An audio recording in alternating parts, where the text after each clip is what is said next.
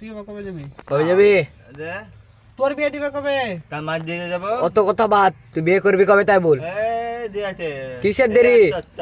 কিসের দেরি? এক সপ্তাহ।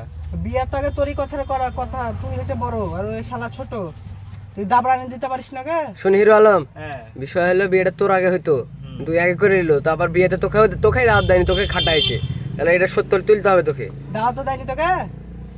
ওকে দাওয়াত দিবে বে, ওকে খাটাইছে কুত্তের মতন। আরে আল্লাহ, খাইতে দেয়নি পরে? খাইতে দিয়েছে, ওটা খাইতে তো দিবে, কিন্তু কুত্তের মতন যে খাটাইছে গাছটাকে ঠিক করেছে।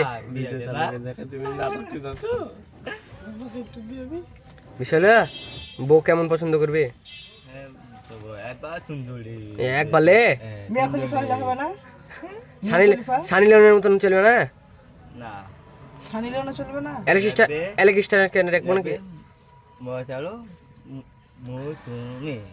মৌসুমি মান্না তুমি নাই মৌসুমি, আরে মৌসুমির সাথে আমি কথা বলছি আজকে।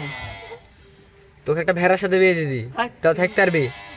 হাজারের বেটির সাথে বিয়ে দিয়ে দিই প্রস্তাব দিয়ে তো তুই ভাজালার বেটির সাথে ঘুরিস খালি, ওর সাথে দিয়ে দেবো নাকি? বাদ দিয়ে দিয়েছিস? বাদ? কবে থেকে বাদ? আগে যে শাপলা, আগে যে এই শোন, আগে যে আমার দোকানে শাপলার সাথে চটপটি খাওয়াতে, ওগুলো কি হলো? ওরা না কিছু নাই না, আমরা আজারা কথা বলছিস কেন? তাহলে তোর বউ কি খুঁজবো? খোঁজা লাগবে তো? তো খুঁজবো নিয়ে একটা পাহাড়ে পোকা পাহাড়ে বের করবো নি। হ্যাঁ যা তাহলে, তুই তোর বউ খোঁজার প্রসেসিং চলছে, খলিফা হলে তো হবে। মৌসুমি খলিফা চলবে না? এই মান্না, মৌসুমি খলিফা চলবে না?